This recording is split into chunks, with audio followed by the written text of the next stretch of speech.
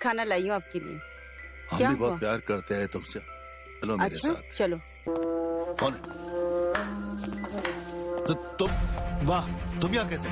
तो दोस्तों, स्टोरी की शुरुआत ही जेठ जी और रोशनी के रोमांटिक कार्यक्रम के साथ में होती है, जहां पर जेठ जी रोशनी को वो सुख दे रहे थे जो शायद उसके पति ने रोशनी को कभी नहीं दिया था। जहां पर हमें दोनों को रोमांस करते हुए दिखाया गया है। दोनों खूब पलंग तोड़ते हैं और चरम सुख पा लेते हैं। सुबह होने पर रोशनी की सास रोशनी से बोलती है सरला के बाबूजी का फोन आया था, वो सरला को घर वापस ले जाने की बोल रहे थे। तब जेठ जी बोलते हैं वैसे सरला बहुत अच्छी लड़की है, हमारे घर को सरला ने बहुत अच्छे से संवार के रखा हुआ है। और तो और रोशनी की भी मदद हो जाती है। हम बता रहे हैं माँ जी आपसे कि सरला की शादी में हम बड़े भाई का रोल अदा करेंगे। तब सरला बोलती है आपको भी शादी कर लेनी चाहिए जल्द से जल्द। तब मानव बोलता है नहीं भैया शादी नहीं करेंगे, उन्होंने तो कसम खा रखी है। इतना सुनकर तो जेठ जी बिदक जाते हैं। वो बोलते हैं मानव ऐसा करना, तुम खेत जरूर जाना और हाँ भूल मत जाना। इतना कहकर वो वहाँ से जाने लगता है। जिसके बाद उसकी माँ बोलती है अरे कहाँ जा रहा है तू,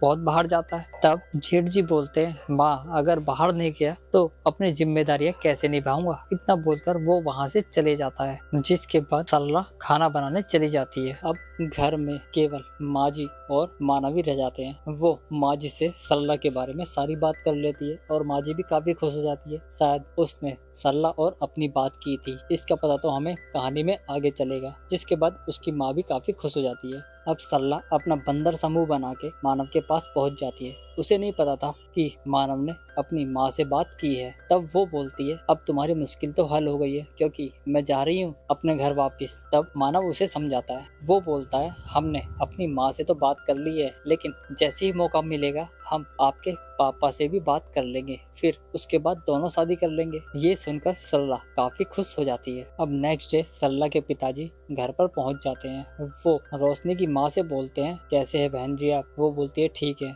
इसके बाद वो सरला के बारे में बात करता है और बोलता है अब सरला को लेने आए हैं हम, क्योंकि वो भी काफी बड़ी हो गई है और उसकी जिंदगी के बारे में भी सोचना। तब उसकी माँ बोलती है रोशनी अभी खेत में गई है, हम उसे बुला के लेके आते हैं। इस विषय में हम रोशनी से भी पूछ लेंगे कि वो क्या चाहती है। बुढ़िया रोशनी को बुलाने जाती है। तब वहाँ पर जेठ जी और रोशनी के बीच रोमांटिक कार्यक्रम देख लेती है। इसके बाद वो घर वापिस आ जाती है। जिसके बाद उनकी क्लास लग जाती है और जेठ जी बोलता है हम रोशनी से बहुत प्यार करते हैं और उससे शादी करना चाहते हैं, और जैसे रोशनी हमारे घर में रह रही है ठीक वैसे ही वो मेरे साथ रहे। तब उसका बाप बोलता है अब मुझे तो कुछ समझ ही नहीं आ रहा, मैं क्या बोलूं, बस मेरी बेटी की जिंदगी का फैसला बस आपके हाथों में ही है। जब उसकी माँ बाप नहीं मानते तब जेठ जी फिर से अच्छी तरह समझाते हैं, जब जाके उसके माँ बाप उनकी हामी भर लेते हैं। 4 दिन बाद फिर से रोशनी की सुहागरात दिखाई जाती है, जहाँ पर वो अपने जेठ के साथ पति वाला कार्यक्रम कर रही थी। तभी उसका पति आ जाता है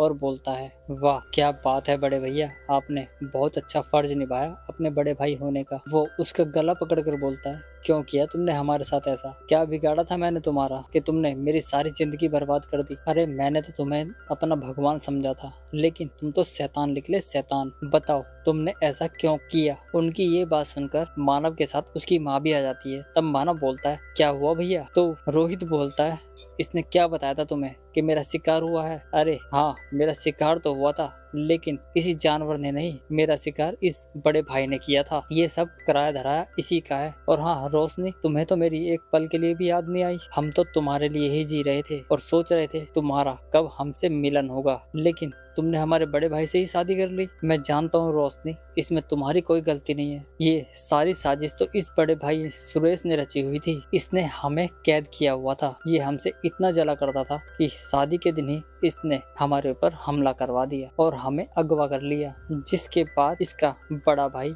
यहाँ पर उस आदमी को भी लेके आया था जिससे ये काम सुरेश ने करवाया था। तब वो यहाँ सबके सामने आकर सच बोल देता है। जिसके बाद उसकी माँ भी उसे ग्रेप्टा देती है और बोलती है निकल यहाँ से, और आज के बाद यहाँ पर हमें शकल दोबारा मत दिखाना अपनी। इसके बाद रोहित भी वहाँ से चला जाता है। अब हमें फिर से सुरेश को बाहर बैठे हुए दिखाया जाता है, जहाँ पर वो सोच रहा था कि उसके साथ गलत हुआ है, लेकिन अगर वो अपने भाई का काम उस दिन ही तमाम कर देता तो उसे आज ये दिन देखना ना पड़ता।